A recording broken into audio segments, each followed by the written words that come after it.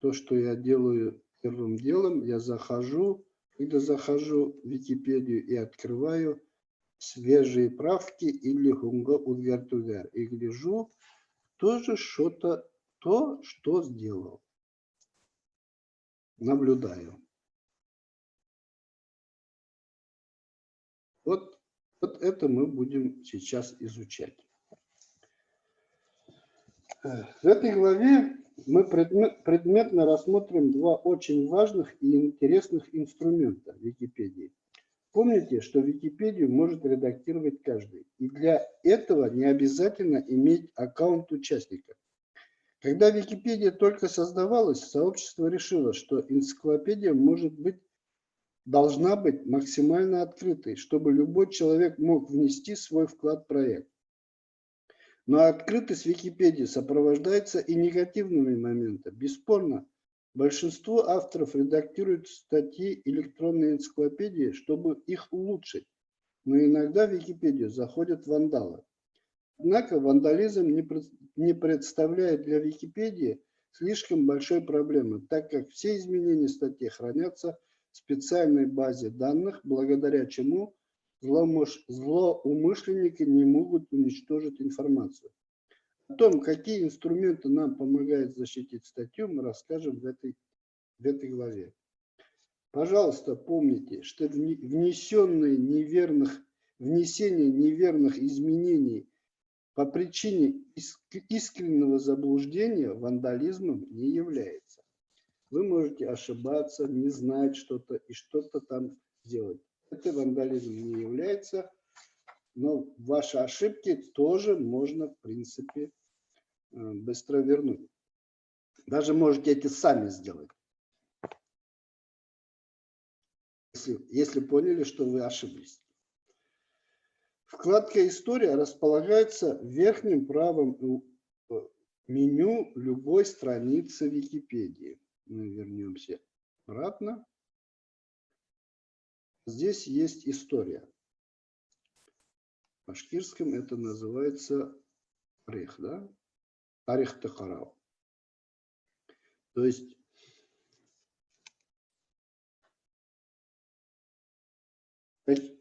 у всех страниц есть журнал изменений, в котором зафиксированы все правки статьи с момента ее создания. Вот если мы главную страницу откроем, нажмем, и на самую последнюю, если мы найдем, когда же она была создана, мы его можем найти. Она была создана 2 июня 2002 года. То есть вот эта главная страница башкирской Википедии была создана в 2002 году.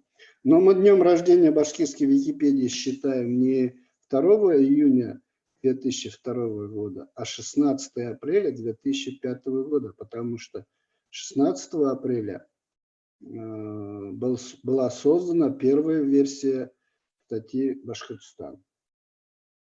Там 4 города было написано. Журнал изменений Вики-страницы показывает все предыдущие версии их авторов. Важно понять, что каждый раз, когда любой участник при редактировании той или иной статьи нажимает кнопку «Записать страницу», появляется новая версия этой страницы, которая навсегда, если эту правку не удалят,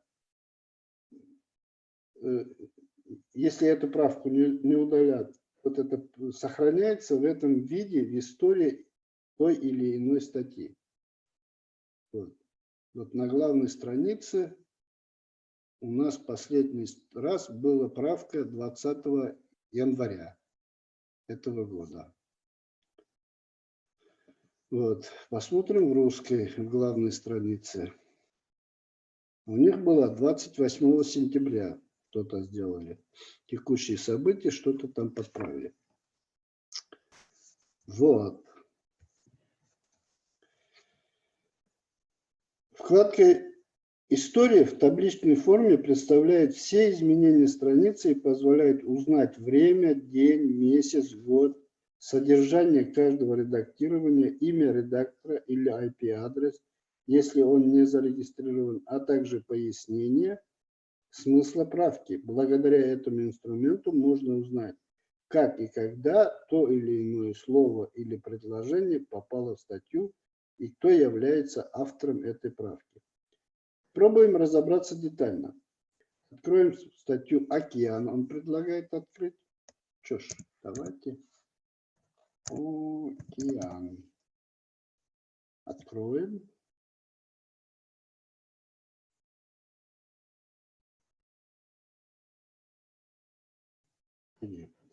Океан. Нажмем вкладка «История», говорит. А океан еще не открылся, да?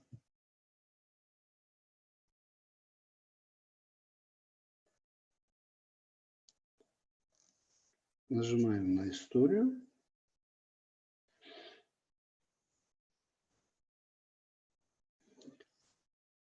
Статья.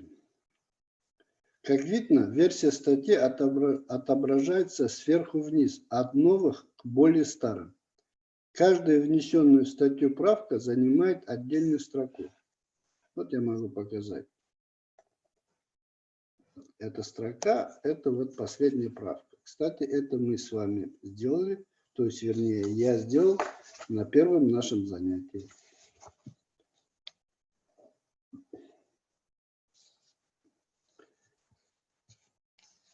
Представлена дата, время, имя редактора. Вот. 11 ноября, 16:02. Но это получается время по мировому, этому, мировое время. У меня здесь не настроено на екатеринбургское. Далее. Самая верхняя строка текущей версии, именно она отображается на последней, именно она отображается при посещении страницы. Строки ниже предыдущие версии.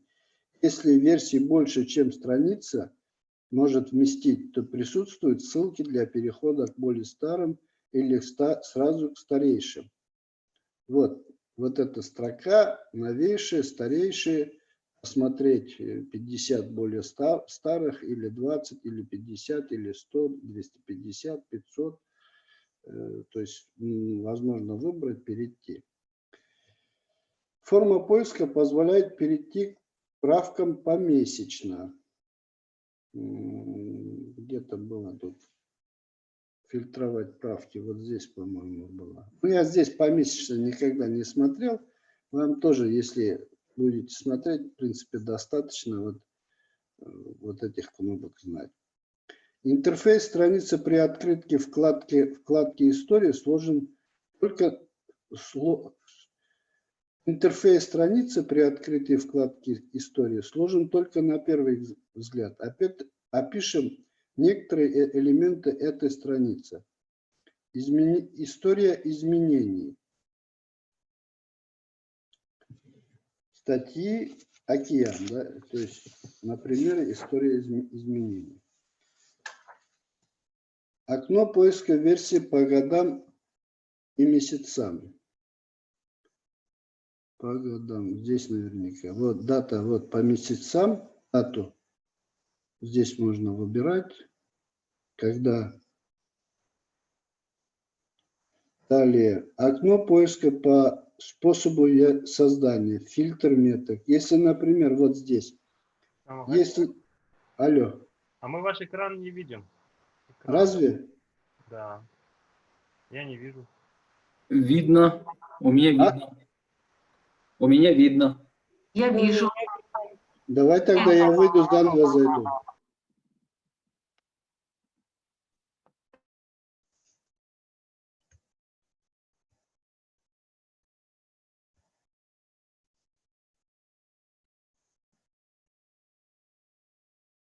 А может быть, я быстро нажимаю и... Все, теперь вижу. Видно? Перезагрузка. Всем? Вот окно, а вот на дату, на какую дату можно посмотреть, выбрать дату, как обычно в этих календарях выбирается.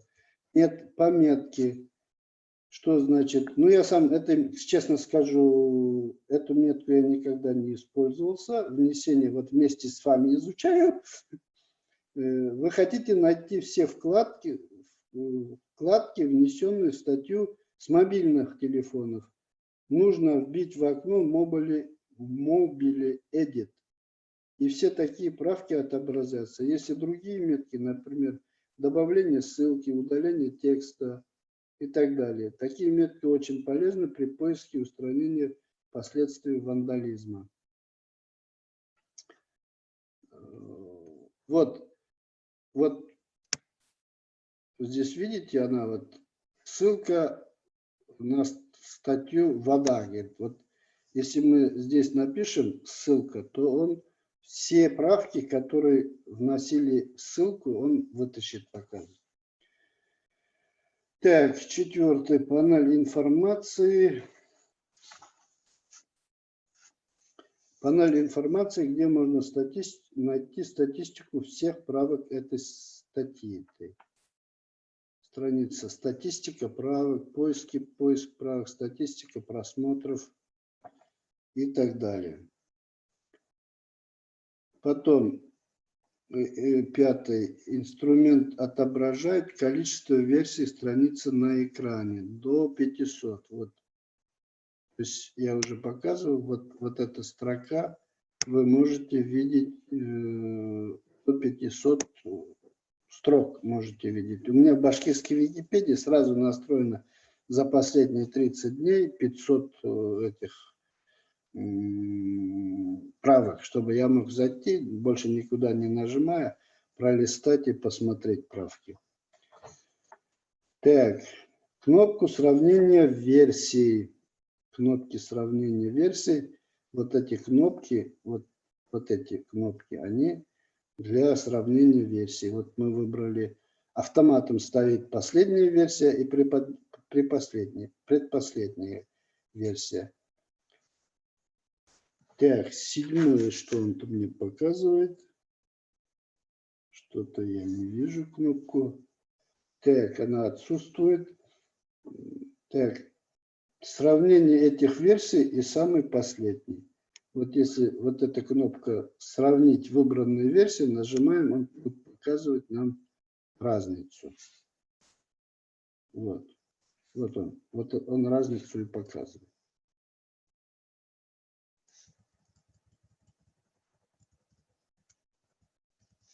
Вот здесь нет, а вот здесь есть.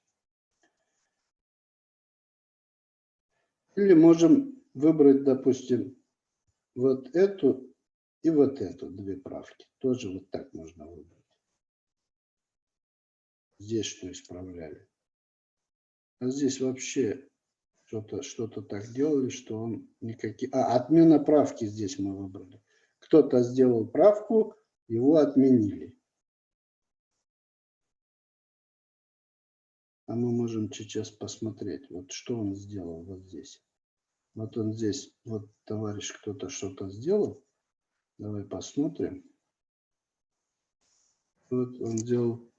он добавил карты атласа и больше ничего. Раздел только добавил. А его взяли, сказали, тут больше же нет ничего. Почему это вставляешь и взяли, отменили. Так. Сравнение версии самой последней. Сравнение этой версии с предыдущей нижней, то есть изменения, сделанные этой правкой. Переключатели версии используются для сравнения двух произвольных версий страницы. Но я уже это показал, как переключаешь между версиями, вот это переключатели и сравниваешь. Так, мы сейчас автоматом поставим, как было. Так, это дата у нас. Вот. Видно, да? Я показываю. Вот, это дата. Это имя, ник участника, который сделал вклад. Его страница обсуждения, его вклад, конкретно этот участник, что сделал. Значит, далее показывается вот эта часть. Вот это показывает размер в байтах этой страницы. А это показывается, сколько байт знаков было добавлено, если плюсом. А здесь вот сколько знаков было удалено. Вот как раз удалили столько, сколько добавил предыдущий. Далее. Может быть, если сделал это какой-то статусный,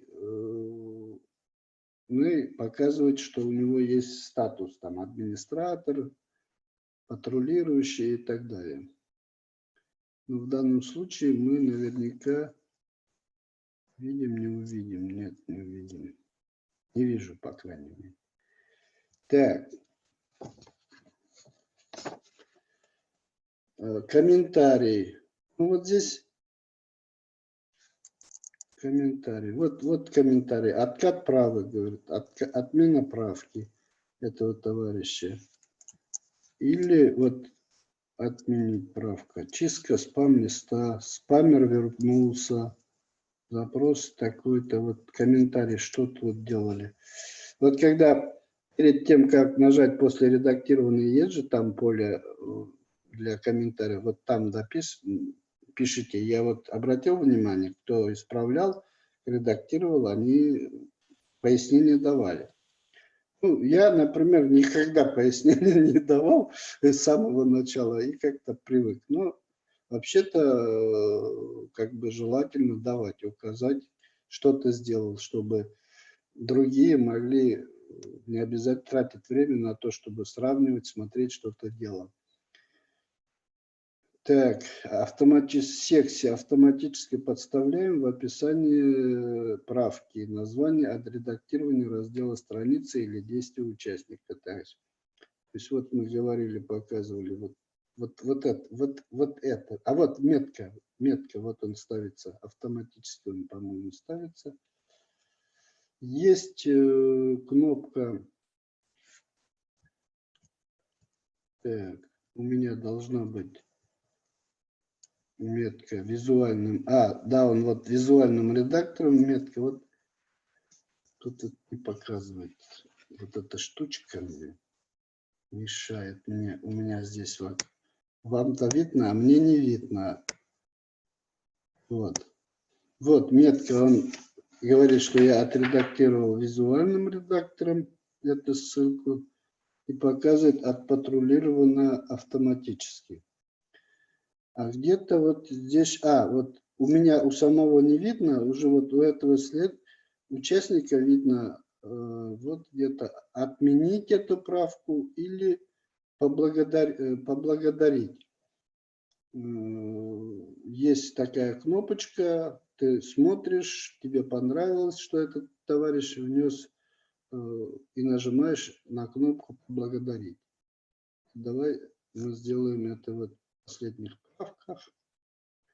Посмотрим, кто что сделал.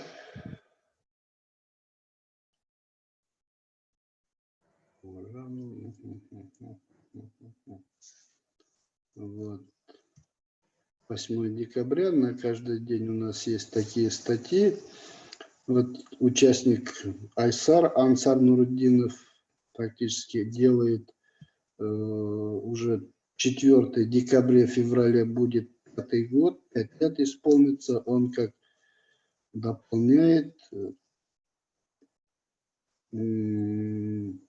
сведения рождения по юбиляров. Он проект ведет, подарок юбиляров. Но он сделал здесь не юбиляров написал, а просто исправил. Но мы ему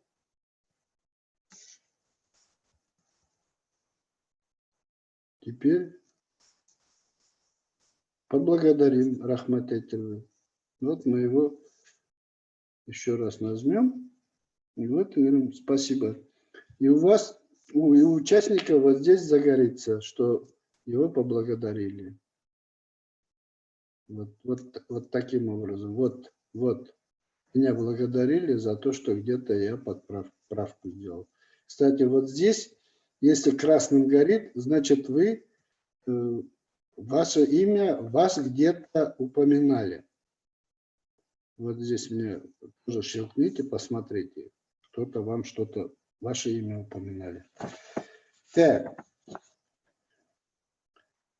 Метка, показывающая каким способом, это я уже сказал. Звездочка, при нажатии которого, вот здесь есть звездочка, вот тут, при нажатии которого статья попадет в ваш список наблюдения.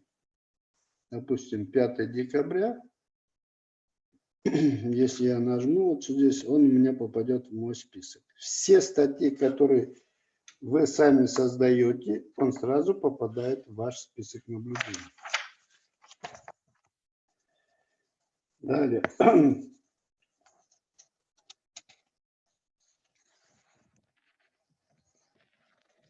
Так, что произойдет, если, говорит, нажать на кнопку «Сравнить выбранные сведения»? Вы увидите две таблицы текста. С левой стороны более старая версия, с правой стороны более левая версия. Ну, я уже это вам показал. Почему? Вот. Вот, замененный текст будет жирным шрифтом показываться. Добавленный текст, говорит, выделяется голубым цветом, удаленный желтым. Но у меня как-то настройки не так. Какие-то другие у меня не так показываются. У вас, возможно, будет показывать добавленный голубым, удаленный текст желтым должен показывать. Посмотрите. При этом в настройках участника вкладка «Гаджеты» можно установить, то есть в вкладке «Гаджеты», раздел «Интерфейс» можно установить выделение версий желтыми и зелеными цветами, классическими для Википедии. Здесь гаджеты, настройки открываю. Давай в русскую Википедию пойдем. Настройки. Вероятно, отключено это цветом. Гаджеты. Так. Интерфейс, говорит, редактирование. Упрощенность. Где интерфейс? Участники специальные. Показывать. Вот. Показывать сравнение версий прежними желтыми и зелеными цветами. Я просто отключил, мне не показывает.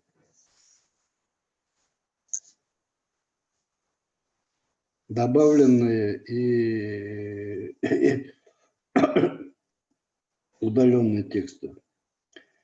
Вот таким образом, значит, работает вкладка «История» на каждой странице Википедии.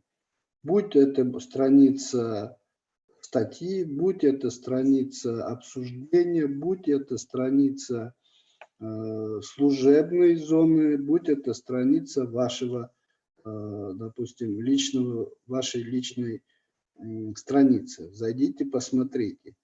Вот, например, тоже будет история. И тут будет видно, кто его когда правил. Личную страницу, в принципе, кроме вас, никто не имеет права.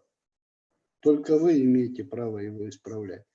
Но в башкирской Википедии так заведено, как только новый участник появляется, Ансар Абзой ставит дату, с какого числа этот участник появился, и создает страницу, его страницу. Так что не обижайтесь, остальное вам писать.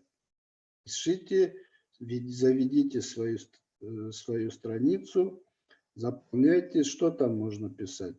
Можно писать, какие статьи вы создавали, можно вот так заполнить, какие языки вы знаете. Можно свои ордена и медали здесь размещать. А это в русской Википедии. У меня здесь много не написано. Ну, башкирский у меня полно, потому что это основная моя площадка. Вот здесь смысл моей жизни. 4 стихотворения разных. Вот. Ну, отвлеклись, да? Так, история. Перейти вкладку истории мы прошли.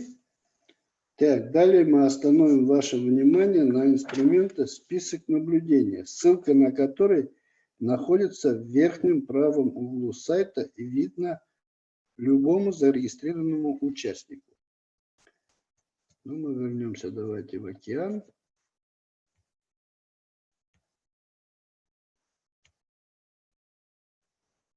В океан. Список наблюдений. Вот он, вверху будет у вас список наблюдений.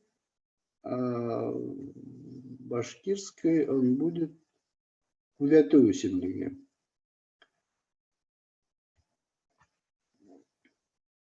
Зачем нужен список наблюдений? Этот инструмент позволяет участнику создавать список наблюдаемых страниц и просматривать их недавние изменения. Он построен по тому же принципу, что и функционал вкладки «История». Здесь вы также получаете возможность видеть таблицу с недавними правками интересующих нас статей. При переходе в список наблюдений вы увидите последние изменения в наблюдаемых страницах. Список изменений разделен по дням, упорядочен в убывающем порядке в соответствии со временем редактирования. Интерфейс списка наблюдения такой же, как и в истории, и освоить можно самостоятельно. Ну что ж, давайте нажмем на список наблюдений.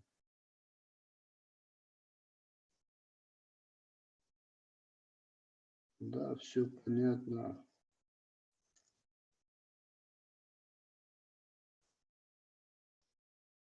Изменения в указанный период, соответствующим указанным условиям, говорит, нету. Я тут, как администратор, везде свои эти выборки сделал, фильтры, поэтому он мне и не показывает, потому что мои страницы не попадают, из этого фильтра исключается. Ну, в башкирском давайте посмотрим.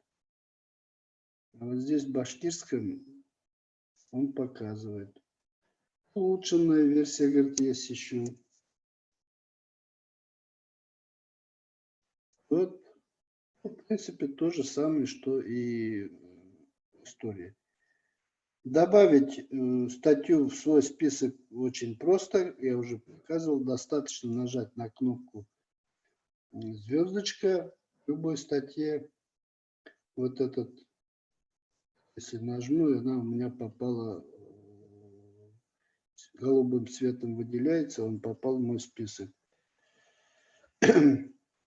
Если мы обратно щелкнем, то с голубого на белый, и он исключается из темы. Так.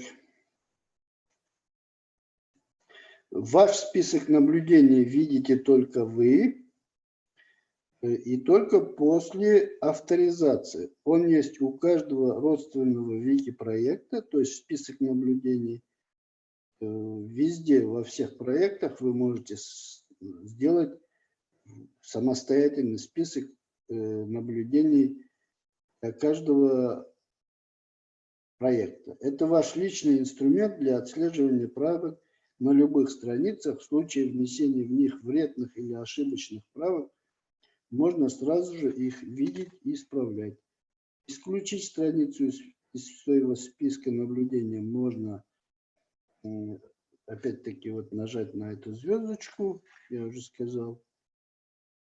Вывести на весь перечень статей, говорит, еще можно, и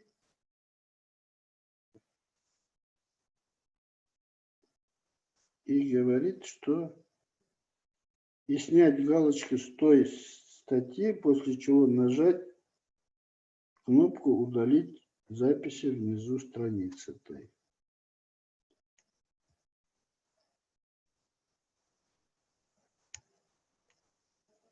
Я вообще-то не включал таким образом, не включал и не отключал.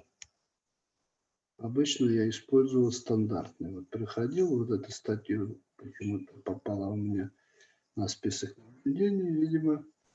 Я вот так обычно и удалял. И удалил его с списка наблюдений. И вот этой статьи вот уже больше нету. Не видно. Так. Вот, в принципе, интересные инструменты для наблюдения, что творится в самой внутри Википедии. Тема эта закончилась. Следующая тема у нас источники называется.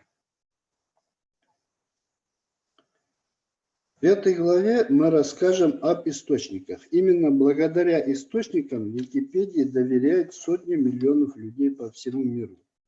Именно благодаря источникам тексты статей являются энциклопедическими. Именно благодаря источникам Википедия не является собранием слухов и сплетен. Я верну пока статью на океан. Статьи в Википедии должны основываться на опубликованных в сети интернет или на бумаге авторитетных источниках. Если вы собираетесь ввести в Википедию какие-либо исправления или дополнения, нужно понимать, что информация, не подтвержденная ссылкой на авторитетный источник, в дальнейшем удаляется из статьи. Ответственность за поиск и добавление ссылок лежит на том, кто добавляет материал в статью, то есть на вас. При этом ссылку на источник следует приводить всегда, если это возможно и целесообразно. Не стоит вставлять в текст в качестве фактов высказывания, которые кто-то где-то слышал или читал, но точно вспомнить, где именно, не получается. Например, мы используем возможности мозга только на 10%, или 25-й кадр является мощным средством воздействия в рекламе, несмотря на широкое распространение, фактами не являются. Утверждение этой распространенности такого мнения также не может считаться фактом без ссылок в авторитетный источник, подтверждающих распространенность такого явления. Для подобных высказываний очень важно найти достоверный источник информации, иначе другие участники или читатели могут усомниться в их достоверности и удалить их. Еще раз напоминаем, если вы внесли информацию в статью, то ответственность лежит на вас. Я положу потом эссе, там вот предлагает эссе, Википедия находится в реальном мире.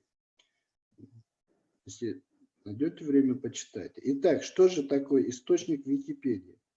В первую очередь, это может быть прямая ссылка на какую-либо статью в сети или на печатный материал из книги, журнала, газеты и другого издания, который однозначно подтверждает изложенные в статье факты. Содержимое источника должно быть тщательно изучено рецензентами или издателями.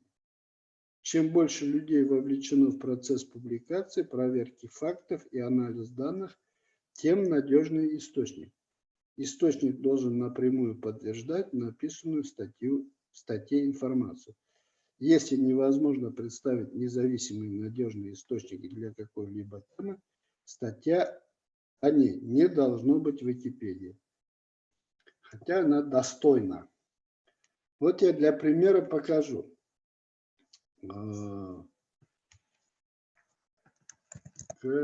Категория. Как мы, Кунгалапай, у тебя статья, эта категория была-то Салаватский район, да? Ты делала или нет? Вот я сейчас через... Не, у меня там исправление почетных граждан Салаватского района. Да, почетные граждане ты делала. Вот я хочу показать, конкретном примере. Обратно опять-таки в группу. Найдем Мурзалар. Ее вклад. Посмотрим, что она сделала. Ее вклад катнашусы өлүшү. Вот находим категория Салават районунун почетный граждане Салаватский района. Вот здесь, в принципе, можно, у кого-то может быть, наверняка есть ссылка. Вот, по идее, допустим, Салават, почетный гражданин Салаватского района в 2012 году присвоено.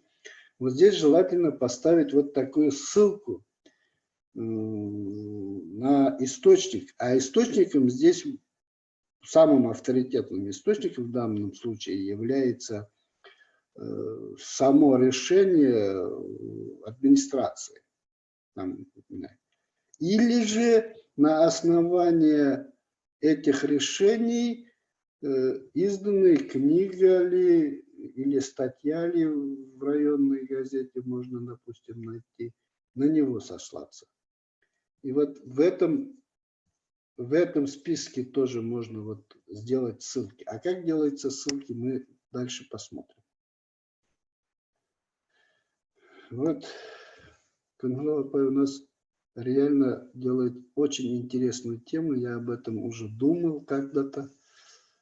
Но она, то есть, непочатый край. Тут по каждому району десятки, даже в крупных городах, в Уфе, например, сотни этих почетных граждан можно найти. Так, где я был-то? Дальше. В статьях Википедии, как и в научной литературе, ссылки на источники отмечаются сносками. Сноска создается с помощью соответствующего тегов или шаблонов. Шаблоны создаются для многократного цитирования, которые нужно вставить после поясняемой части текста. У нас и в русской сейчас так начинают, в английской Википедии сноска ставится после точки. В башкирской Википедии мы пишем не после точки, до точки мы пишем. Вот я, например, сейчас попробую сделать реф. Редактировать, чтобы было понятно, какую метку ставить. Можно эту метку ставить двумя способами.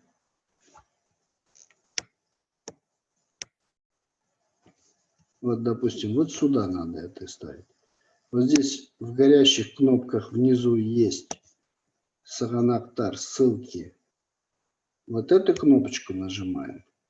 А потом делаем ссылку на конкретно, пишем документ, там, решение, карар, мы там, вот, допустим, карар, допустим, напишем.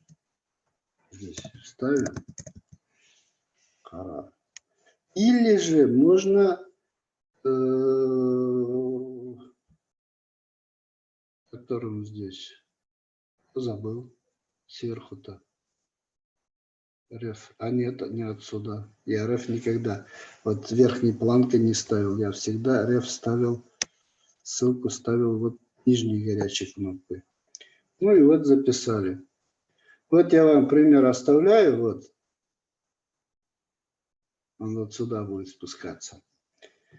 Дальше можете сами находить источники или газетной публикации и подтверждать, что вот эта газета тогда-то написала, что присвоено звание почетный гражданин. А также ускоренно, используя соответствующие кнопки для панели визуального редактирования и внизу окна редактирования. В двух способах правил мы говорили вышитые. И в режиме вики-разметки можно делать. Я показал в режиме вики-разметки, как вставляется. Должен признаться, я уже, по-моему, говорил, что визуальным редактором я не дружу. как старый аксакал, я люблю писать вики-разметки. Но я вам найду человека, редактора-волонтера, который хорошо знает визуальный редактор. Мы мастер-класс сделаем в декабре, Аллариса, найду и приглашу его на наш урок. Так, или шаблоном, говорит. Вот я пример покажу шаблон. Если мы часто используем ссылку на энциклопедию, да, возможно, кто-то из этих почетных граждан вошел в состав, так скажем. Да, вот Рами Гарипов, он обязательно в башкирской энциклопедии. Вот поставим сейчас ссылку. А там в башкирской энциклопедии написано, нет, что он почетный гражданин Салаватского района. Рами Гарипов не является почетным гражданином. Ой, является, но об этом еще не успели написать, наверное, потому что попозже вышло. Да, энциклопедии не написали. Ну вот я пример показываю. Для примера покажу, потом уберете. Башкорт энциклопедия.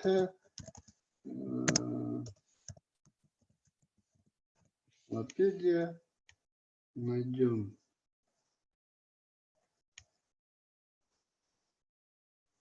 Так. Гарипов, да, или Гарипов? Не сильно. Гарипов.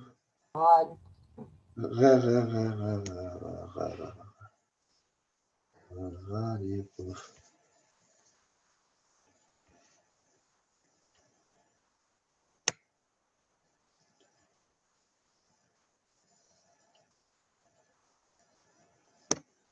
Рамия Фарма.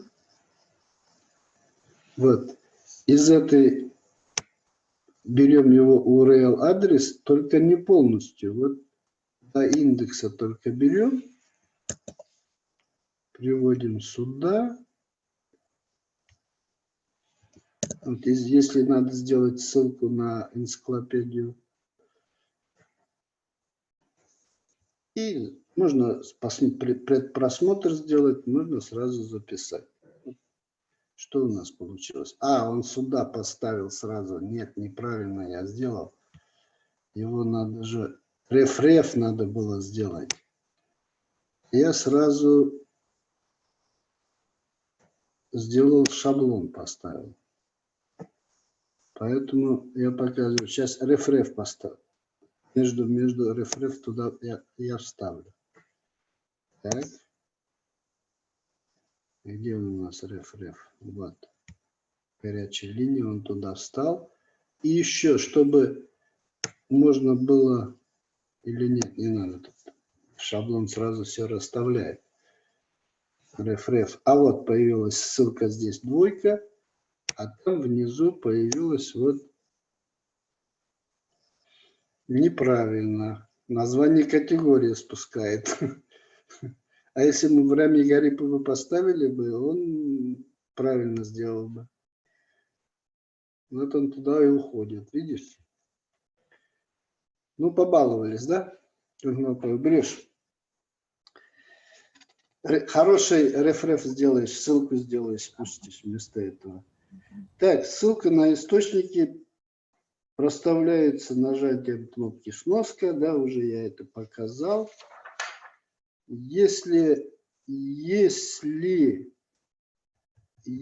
надо делать в статье на один и тот же источник несколько раз сноску делать, то есть сноску вот это примечание надо делать, ссылку примечания, то надо использовать... Вот, кстати, я в прошлый раз Надежда Николаевна спросила, я ей уже успел объяснить.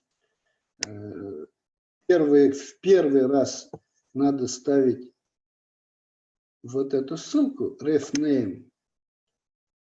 Так, вот здесь, где refname,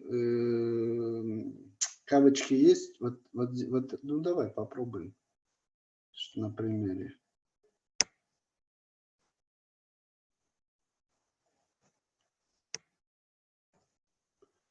Это очень важный элемент вставлять ссылки. Вот ссылки, то есть сноски, ссылки на источники, откуда они. Вот если много источников, допустим, то есть на один и тот же источник надо несколько раз показывать, то первый раз показываем, возможно, это вот в этом случае возможно, что несколько человек в одном источнике, да? Вот здесь первый раз пишем, здесь пишем Харар 2, допустим, условно 2. То есть это вот здесь указываем источник, а вот здесь условное название, любое, которое вы сами только будете использовать. Ну, пусть сокращенно К2, да, Харар 2, условно говоря.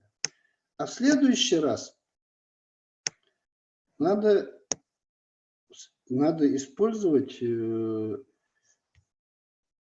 вот следующий, вот ref name только, вот этот только. И туда вот этот name, вот это условное название, вот сюда же повторить. H2, условно. И вот мы его, когда записываем, он будет, видите, одинаковым. 1-1. То есть и про этого человека, и про этого человека в одном и том же источнике указано.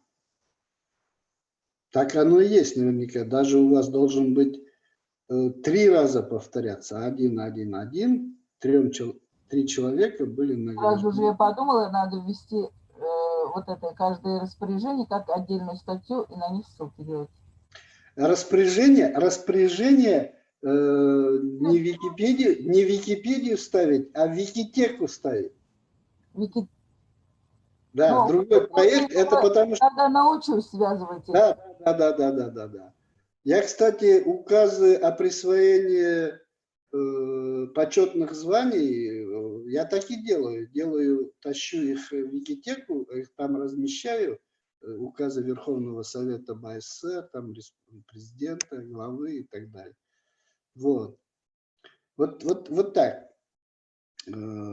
Вот так делается, да? Потом, для того, чтобы, вот они, видите, внизу отображаются. Внизу отображается.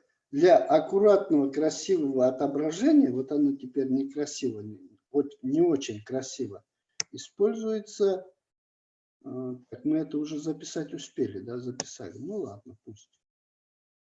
Используется в башкирском разделе, используется вот после таблицы он сразу показывает. Значит, нам после таблицы поставить надо вот эту штучку. Это можно вот. Их кермеляр. Примечание. Вот она встала. В русский сейчас попробую показать. Она тоже в горячих кнопках. Там, где здесь наверняка уже стоит.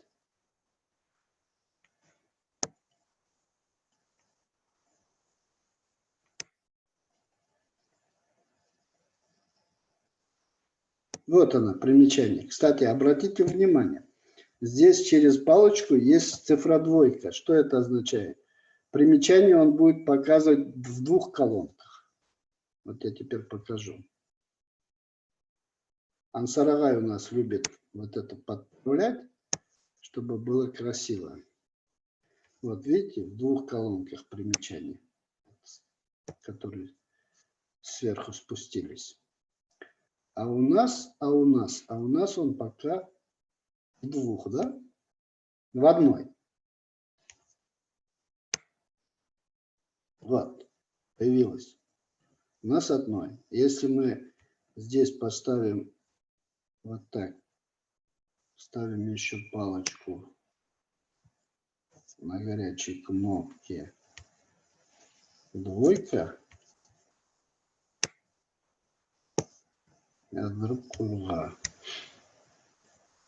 видите, его разделил 1, 2, 3 сюда. То есть делит и расставляет. Вот. Дальше что у нас? Следует отметить. Так, подождите.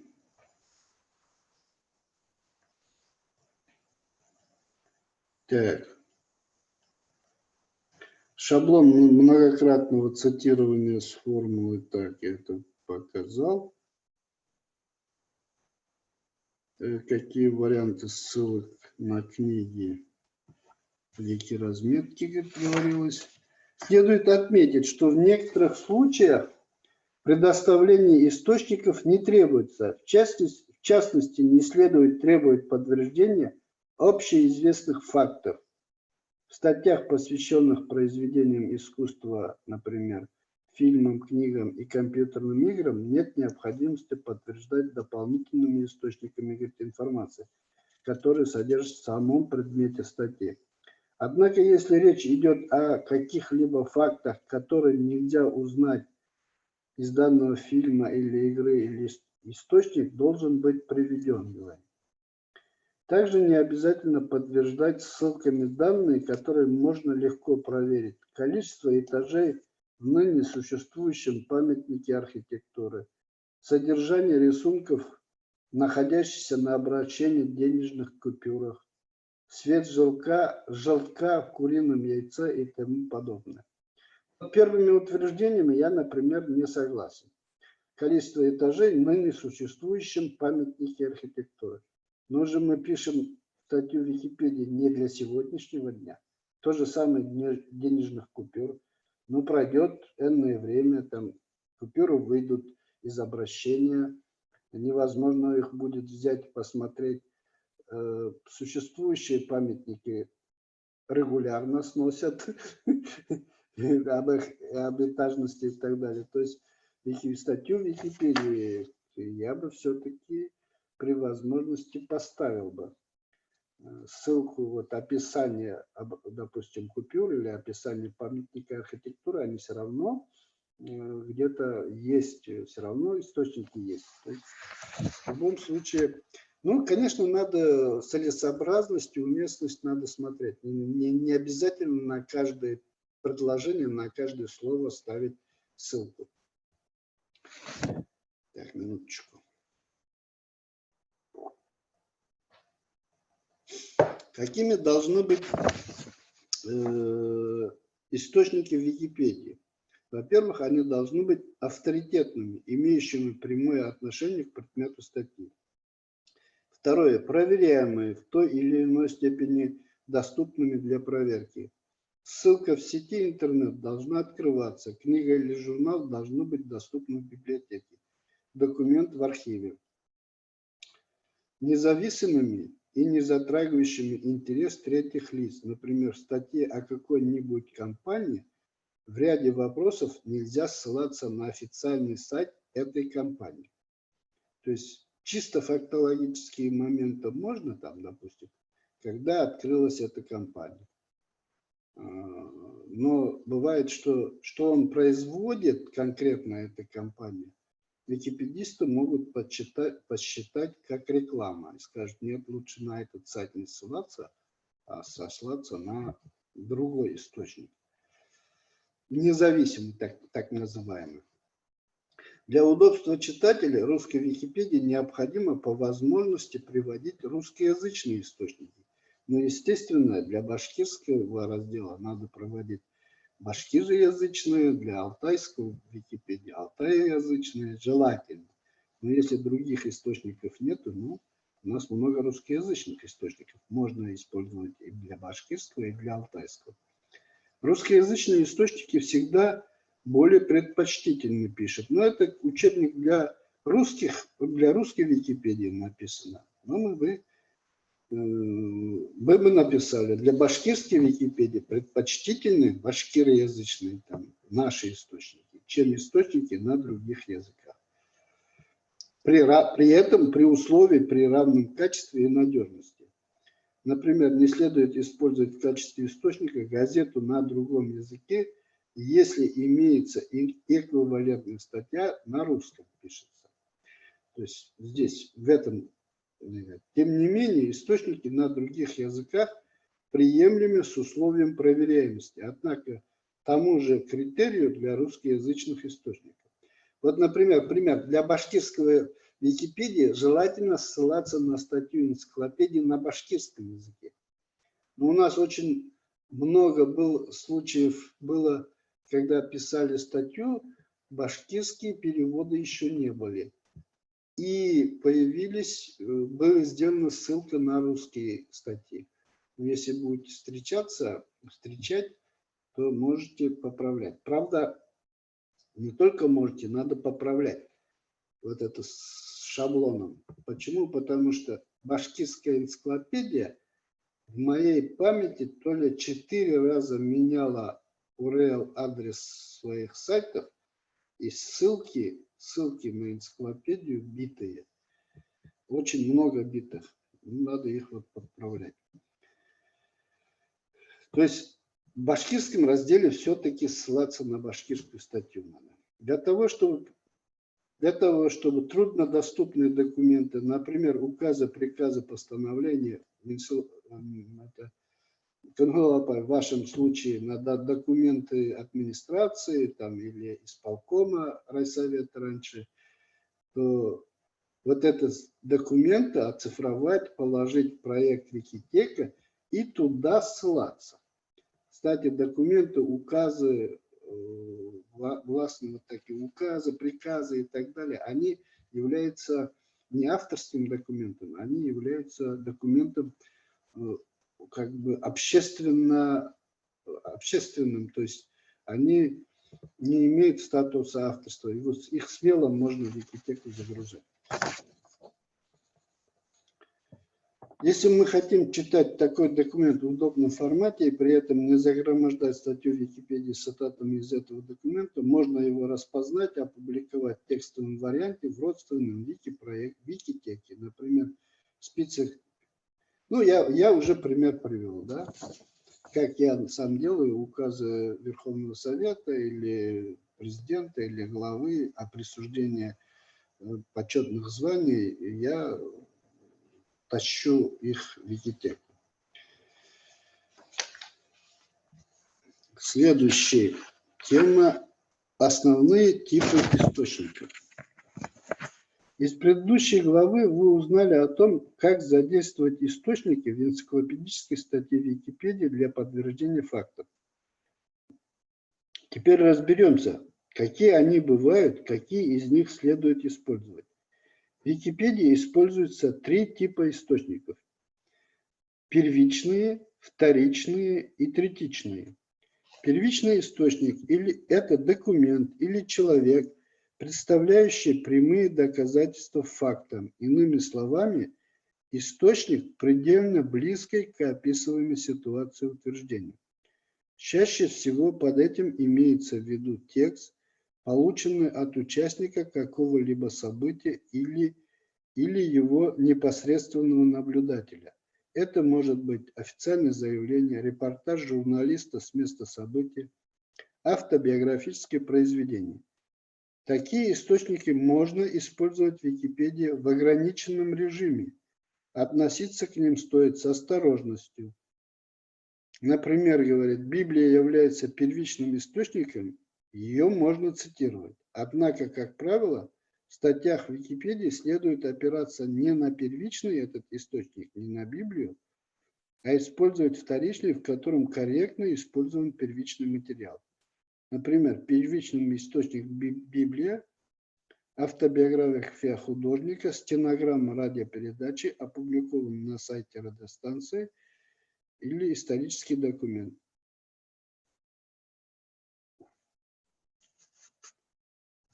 А вторичный источник – это публикации, которые обобщают, анализируют или интерпретируют другие материалы.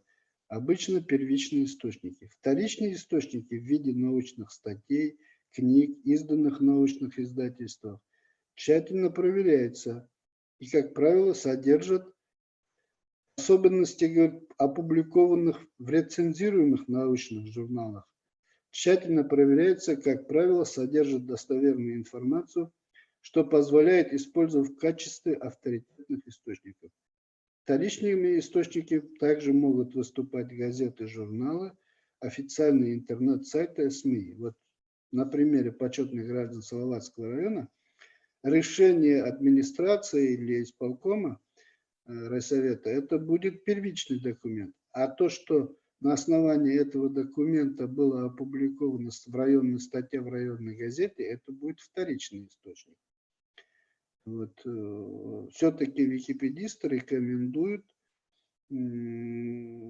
ссылаться в данном случае на газету. То есть она все-таки более доступна для проверяемости, чем документ официальное решение о награждении. Примеры. Но можно указать и то, и другое. Тем более, если она загружена в Викитеку. Примеры вторичных источников, опубликованных, это опубликованное толкование Библии известным богословом. Ну, я уже пример привел на примере Салаватского района. Дальше. Третичный источник. Это источники информации, обобщающие вторичные источники информации. Это справочники, словари, энциклопедии, календари, библиотечные указатели. Эти источники не дают оценок, они лишь перечисляют информацию. Они используются для подтверждения основных фактов, таких как указание географических мест, конкретных исторических дат, размеров и некоторой другой базовой информации.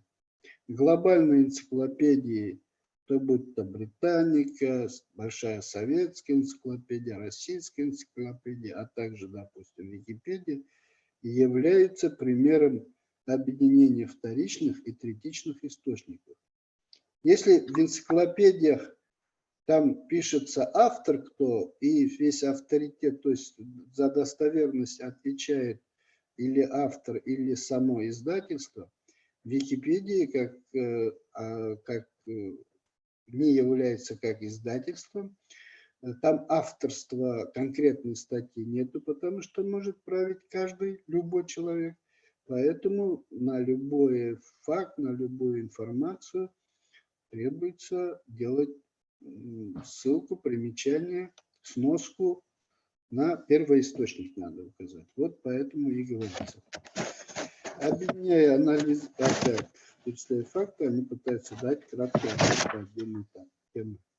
Важно запомнить, Википедия должна опираться на надежные опубликованные вторичные источники, везде, где это возможно. Это означает, что следует публиковать мнения проверенных и авторитетных экспертов, а не мнение пользователей Википедии или интерпретацию тех или иных первоисточников.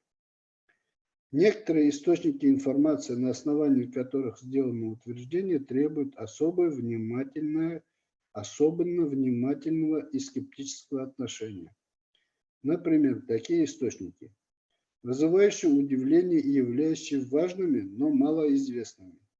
Вызывающие удивление или являющиеся важными, связанными с текущими событиями, не освещающимися в средствах массовой информации.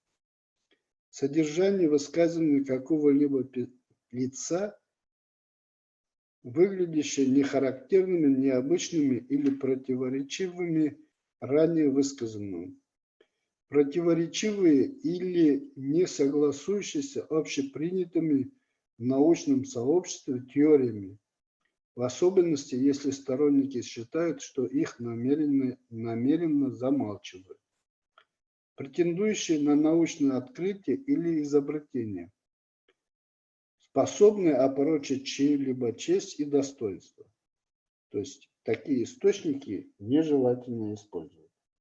Хотя в русской Википедии я встречаюсь с такими моментами. Вот как раз газета, я читал статью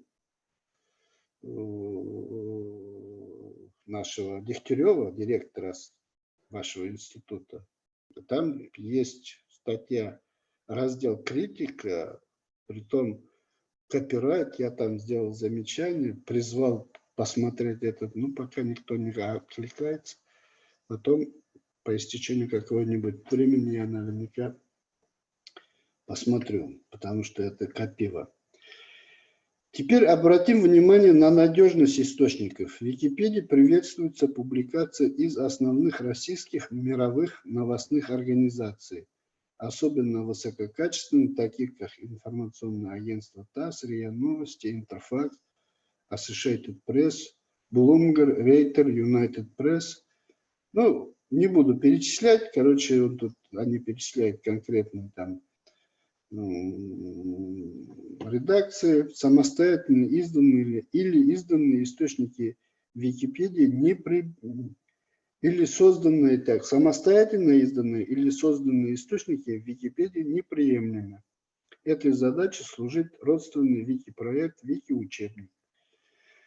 Например, что-то ссылаться на какие-то утверждения ВКонтакте, Фейсбуке, Твиттере и так далее нежелательно. Но можно указывать личные страницы персоналей, допустим, автобиографическая страница, но у него есть личный аккаунт и личная страница в интернете, может быть еще и творческая группа, куда он собрал, вот на них можно ссылку делать. Или в Ютубе свой канал имеется и так далее.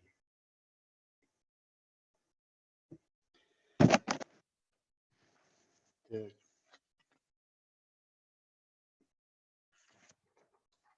Вот примерно мы тему сегодняшнюю, в принципе, закончили. Вроде бы уложились.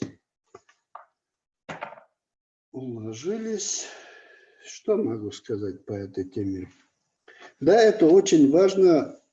Были, ко мне обращались, вот, говорит, я написал статью, но его выставили на удаление. Помоги спасти. Иду, смотрю, ну, человек придумал новое определение. И это описал. Объяснил. Говорю, этого нету, нигде не описано. Не согласился, поругался, обиделся, ушел. Через некоторое время приходит, говорит опять, я написал статью, его опять удалили. Вы нехорошие и так далее. Иди посмотри, вот там опять удаляет. Пишет про одного писателя молодого, у которого, ну, электронные площадки очень хорошо его покупают, его книги. Вот. Его же, говорит, покупают, его же читают. Почему он удаляет? Я говорю, про этого человека нигде в других источниках не написано. Вы его биографию сами написали и публикуете в Википедии, как у себя в журнале. То есть это, я говорю, не журнал. Это нужно сперва в журнале каком-то литературном про него написать биографическую статью, а потом, ссылаясь на этот журнал, написать в Википедии. Да, тогда, возможно, никто удалять не будет. Ну вот один другой Абзы написал тоже про географический объект наш, в Уфе. Ну его тоже удалили. Это было лет 5-6 наверняка там назад, может быть даже больше. Его удалили, его статью. Потому что про этот географический объект нигде не было написано. До сих пор нигде такого нету, чтобы описывал сам объект как объект. Упоминание есть, что существует такой объект. Хоть упоминание теперь есть. Там, а описание его в другом каком-то авторитетном источнике как объект нету. Ну, все равно, если напишут статью, это будет удалено. Вот у меня вроде бы все на сегодня. Какие будут вопросы? А у меня есть вопрос. Республика Алтай, Министерство культуры Республики